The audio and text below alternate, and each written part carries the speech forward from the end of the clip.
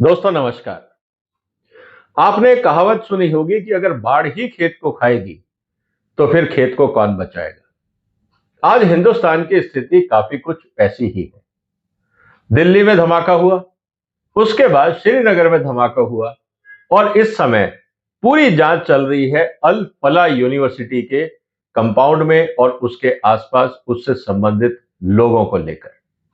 अब ये इंटरेस्टिंग चीज ये है कि ये कोई जंगल नहीं है, ये एक यूनिवर्सिटी कैंपस है जहां पे खोजबीन हो रही है। इसका मतलब ये है कि इस यूनिवर्सिटी का और आतंकवाद का कोई ना कोई तो रिश्ता जरूर है। और जैसे कहा जाता है ना, पूत के पांव पालने में समझ में आते हैं, इसीलिए इस यूनिवर्सिटी के प्रमोटर्स के इतिहास को जानना भी जरूरी है।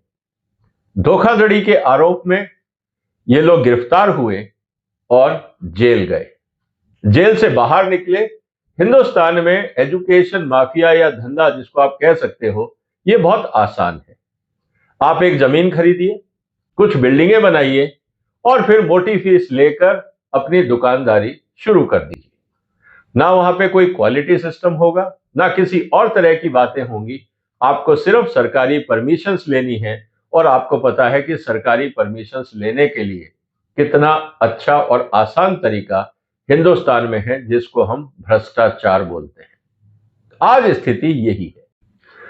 भारत का घोषित आतंकवादी मसूद अजहर, जिसको कंधार हाईजैक के बाद भारत की जेल से छोड़ा गया था, उसने एक बयान दिया है यह कहते हुए कि मेरे पास पैसे की कोई कमी नहीं है, जिहाद के लिए पैसे की कभी कमी नहीं थी।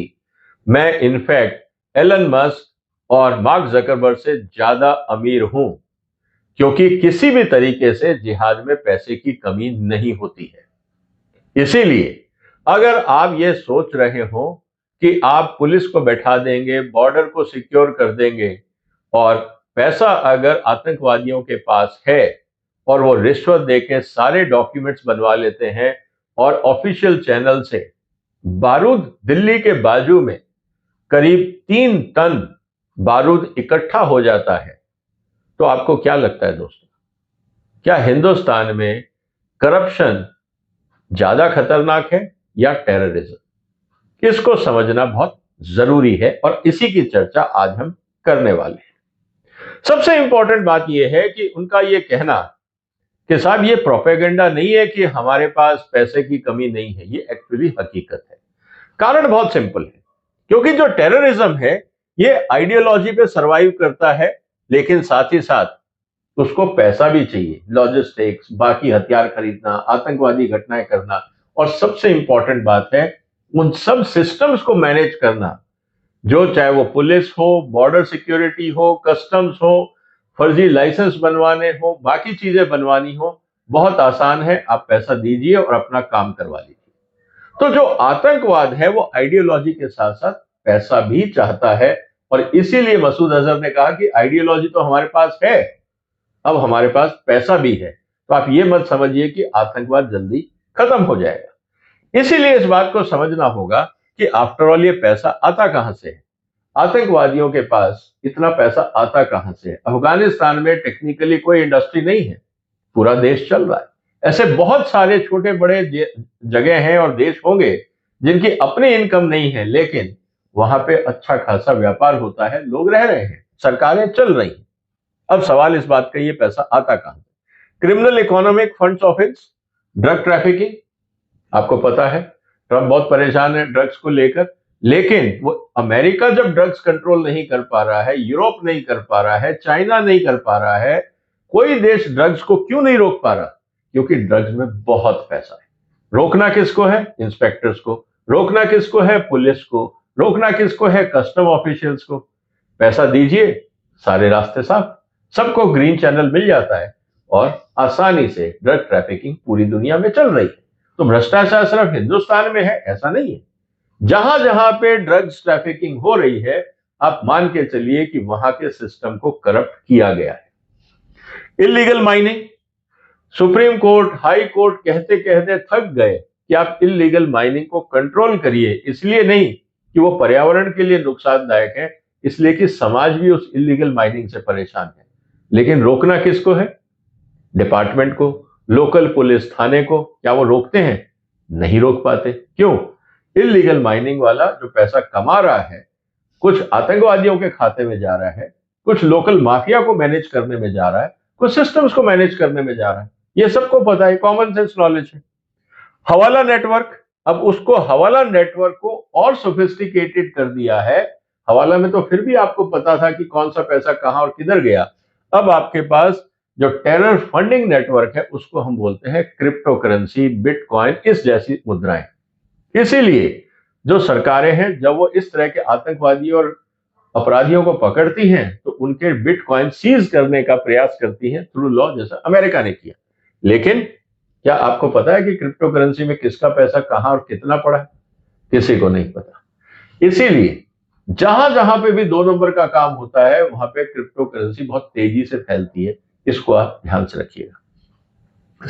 स्मगलिंग एंड आर्म्स डील, क्योंकि आप चोरी छुपे हथियार ला रहे हैं, बॉर्डर से आ रहे हैं, जेब में रख के तो लाएंगे नहीं, ट्रकों में आ रहे हैं, हर जगह आ रहे हैं, लेकिन पकड़े नहीं जा रहे। क्यों? पैसा चलता है। तो अगर पैसा है तो आपके सारे हथियार आपको आसानी से मिल जाएंगे, और यह बात हमें पता है। इसके अलावा स्टेट प्रोटेक्शन थ्रू करप्शन, बहुत सारी जगह आपको प्रोटेक्शन मनी या मंथली जिसको आप बोलते हैं वो लिया जाता है कंपनियों में, ये इसलिए कि भाई हम पे चालान नहीं काटेंगे। आतंकवादियों को तो चालान चाहिए नहीं, उनको तो हथियार चाहिए, तो आप हमें रिश्वत दे दीजिए, हम आपके हथियार नहीं पकड़ेंगे। इसीलिए मैं कह रहा हूं कि अगर बाढ़ ही खेत को खाएगी तो फिर आतंकवाद कैसे रुकेगा?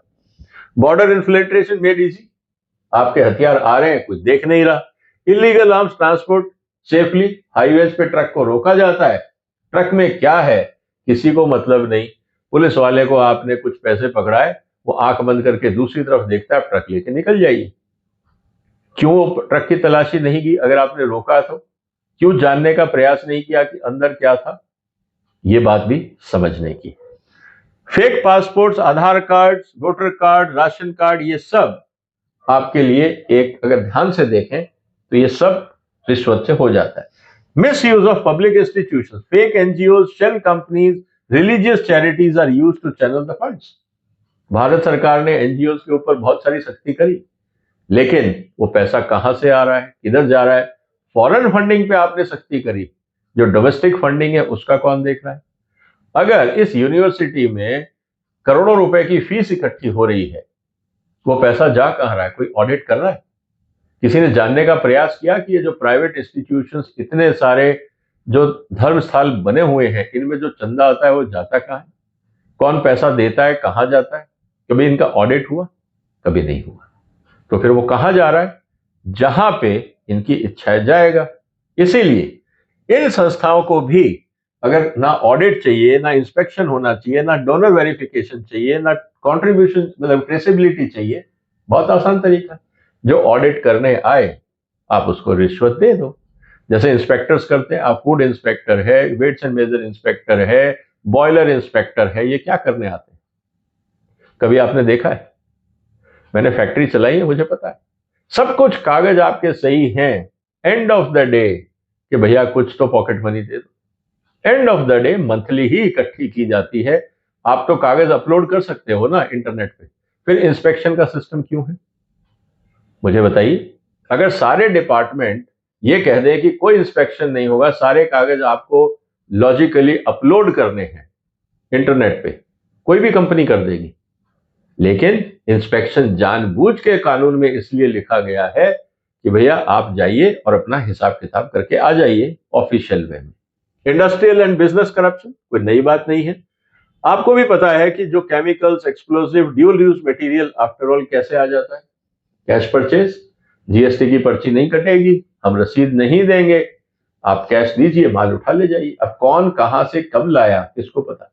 ट्रेस ही नहीं है, केवाईसी की जरूरत नहीं। आफ्टर ऑल इतना हथियार जो आया वो कहां से आया? इतना बारूद जो आया वो कहां से आया? किसने किसको बेचा? 3 टन अगर आपने अमोनिया नाइट्रेट ला के रख दिया घरों में, किसने देखा? और किसने घर किराए पे लिया, उसका केवाईसी की जांच हुई? क्या उसकी पुलिस थाने में वेरिफिकेशन हुआ? कुछ नहीं। तो इसका मतलब यह है कि corrupt inspectors ignore violations and they sell national security for money. यही हो रहा है। अगर आज आप, मेरा तो ये कहना है कि अगर भारत सरकार ये फैसला करे कि जो जो लोग अप्रूवल में इन्वॉल्व थे, जो यूनिवर्सिटी को जितने अप्रूवल मिले, किसने अप्रूवल दिलाए, किसकी सिफारिश से दिलाए, ये सब सार्वजनिक कर दें तो बहुत सारी चीजें सामने आ जाएंगी। जब भी कोई घटना या एक्सीडेंट होता है या कोई भी लॉ वायलेशन होता है, वो पकड़ा जाता है, तो किन किन अधिकारियों ने उस कागज पे साइन किए, अगर ये सब सार्वजनिक साथ में होता जाए, बहुत सारी चीजें आपको क्लियर होती जाएंगी। इसका मतलब यह है कि वह corruption is the biggest enabler of जिहाद।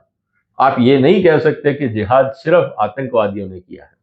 आज की स्थिति के अंदर ये जो जिहाद है दोस्तों, ये करप्शन इज ऑक्सीजन।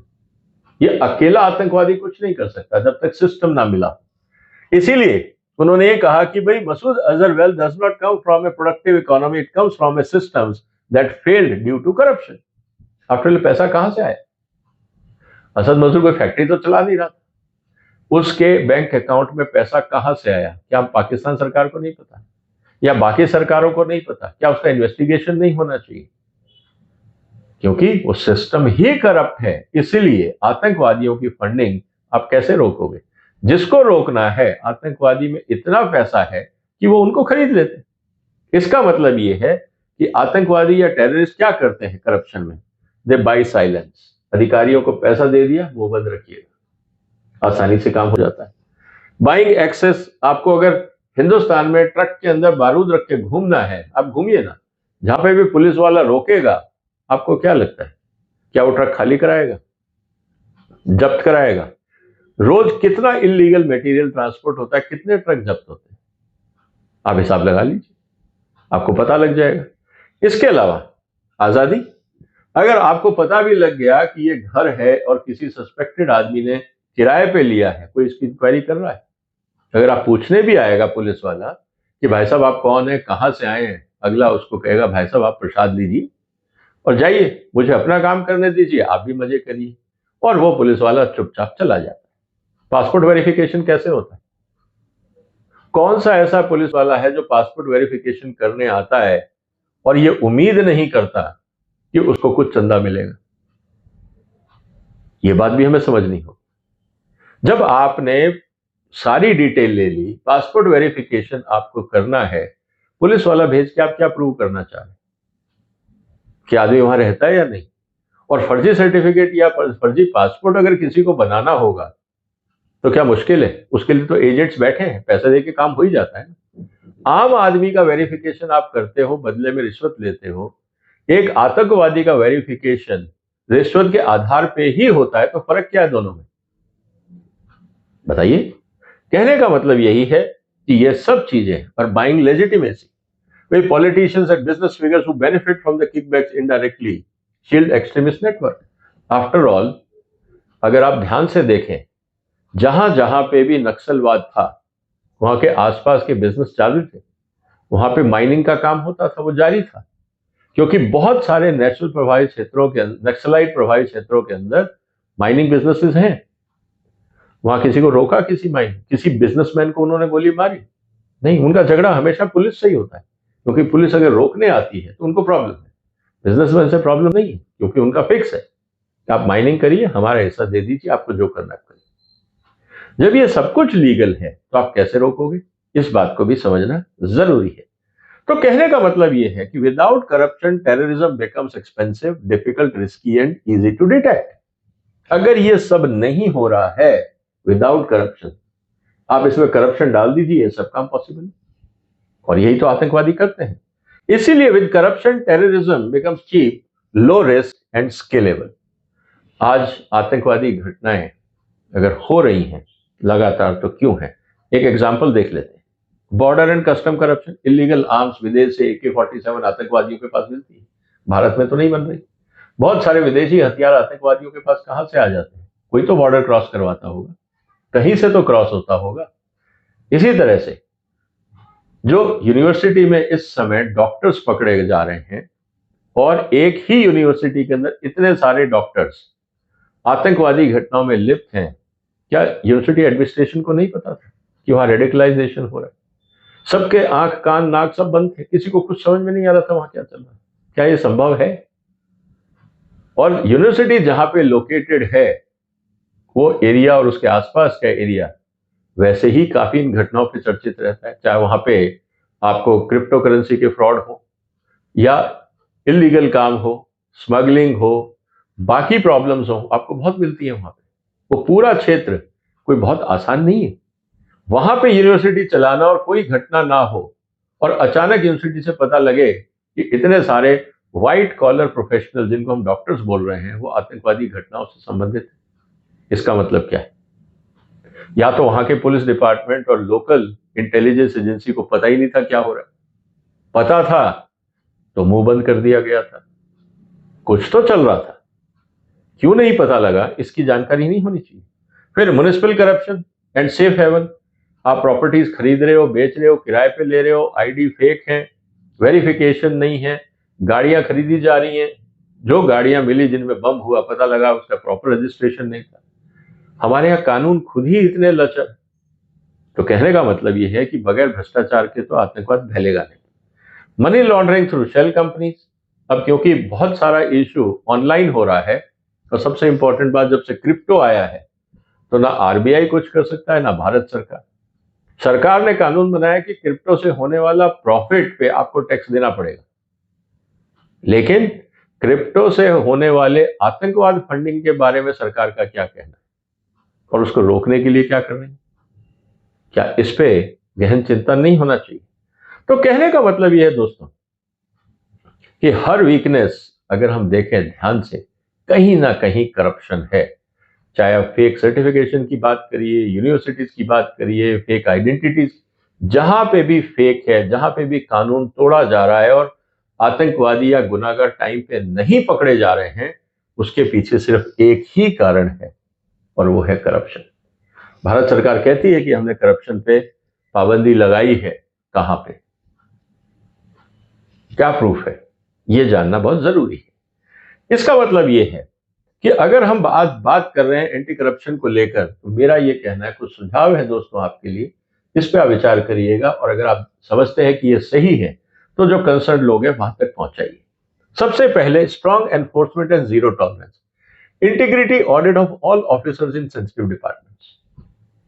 क्या ये रूल नहीं बनना चाहिए कि जो भी व्यक्ति सेंसिटिव डिपार्टमेंट पे बैठा है उसको अपने एसेट्स लगातार हर 6 महीने में या 3 महीने में डिक्लेयर करने चाहिए? क्योंकि आपको सरकार ने तनख्वाह दी है, आपको पर्क्स दिए हैं। अगर आप कहते हैं कि नहीं मैं डिक्लेयर नहीं करूंगा, तो आप वो पोस्टिंग डिनाई कर दीजिए। अगर आप उस सेंसिटिव पोजीशन पे जाना चाहते हैं तो ये कंडीशन होनी चाहिए कि आपको अपने एसेट्स और अपने आसपास के जितने रिश्तेदार हैं, जैसा कि आरबीआई और सेबी मांगते हैं, रिलेटेड पार्टीज के डिक्लेरेशन हर 6 महीने पे होने चाहिए, ताकि पता रहे कि चैनल क्या है और कौन क्या कर रहा है। ऐसे ही अधिकारियों का रैंडम लाइफस्टाइल ऑडिट भी होना चाहिए। अचानक किसी के हाथ में आईफोन आ जाता है, वो भी लेटेस्ट, कहां से आया? पोजीशन में आप नहीं हो, आपके पास सुविधा नहीं है, लेकिन अचानक आईफोन आ जाता है, अचानक लेटेस्ट महंगे फोन आपके पास आ जाते हैं, कहां से आ जाते हैं? किसने फंड किया? क्या इसकी जांच नहीं होनी चाहिए? ये भी हमें समझना होगा। और परमानेंट ब्लैकलिस्टिंग ऑफ सप्लायर्स और business ties with irregularities, digital traceability of money, 100% digital invoice कर दीजिए आप।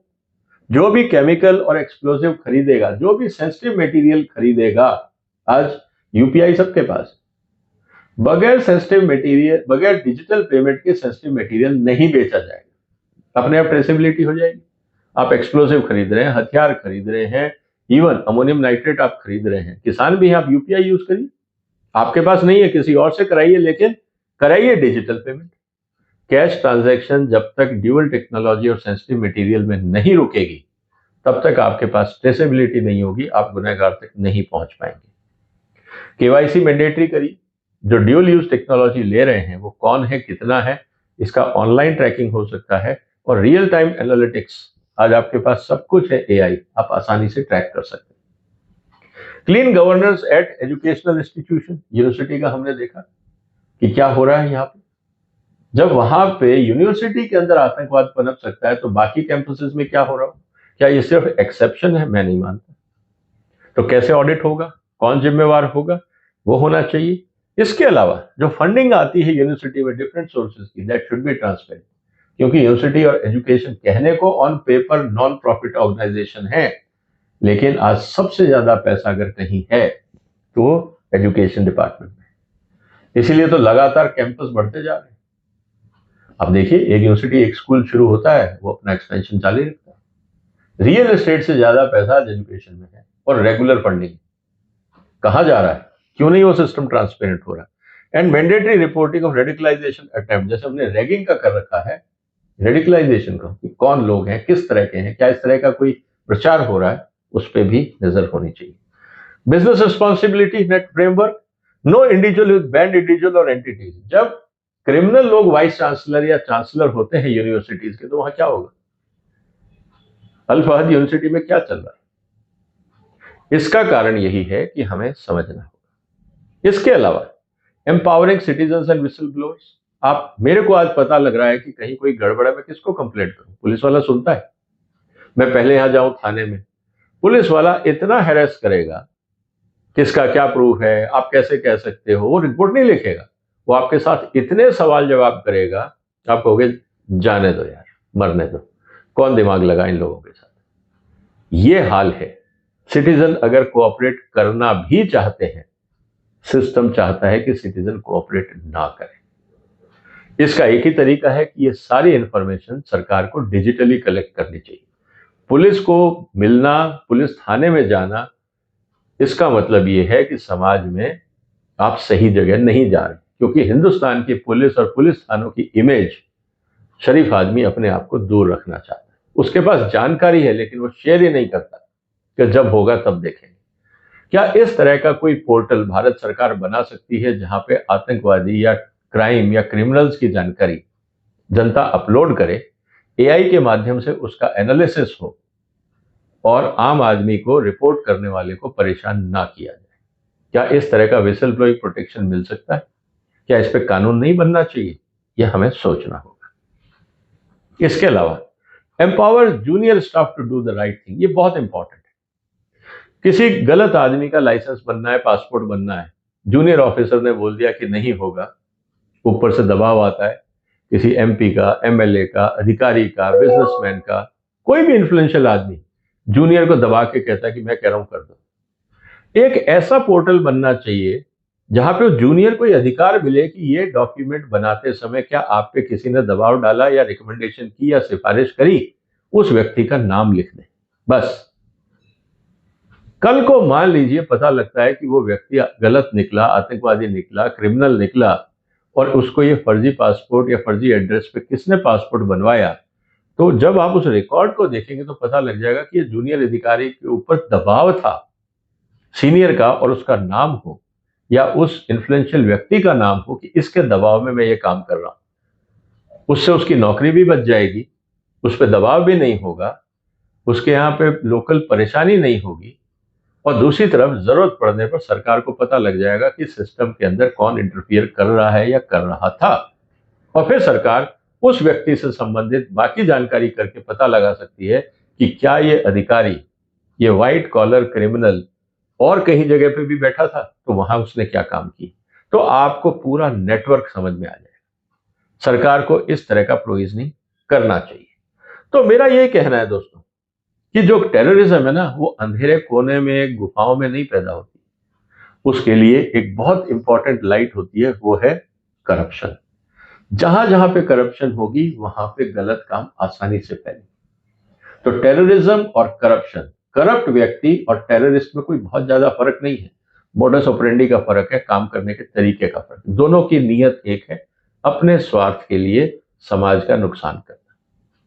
यही टेररिस्ट करता है और यही करप्ट अधिकारी करता है, इसके अलावा कोई दोनों में फर्क नहीं।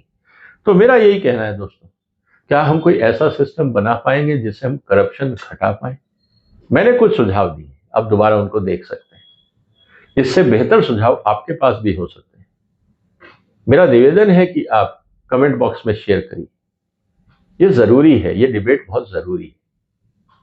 और सबसे इंपॉर्टेंट बात है कि हम कह तो रहे हैं भ्रष्टाचार मुक्त भारत, आम आदमी इस बात को मानता नहीं। अब स्थितियां हमारे सामने हैं।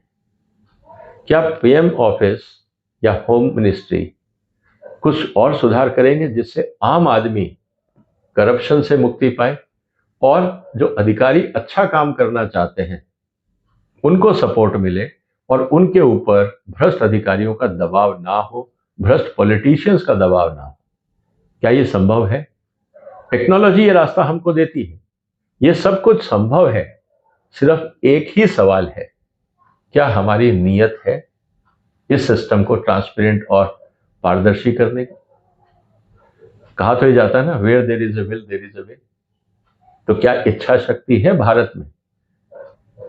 अब तो ये वक्त बताएगा। आपके जो भी विचार हो कमेंट बॉक्स में लिखिए, इस वीडियो को शेयर करिए, इस चैनल को सपोर्ट करिए। फिर मुलाकात होगी एक और महत्वपूर्ण मुद्दे के साथ। तब तक अपना ध्यान रखिएगा। फिलहाल वंदे मातरम।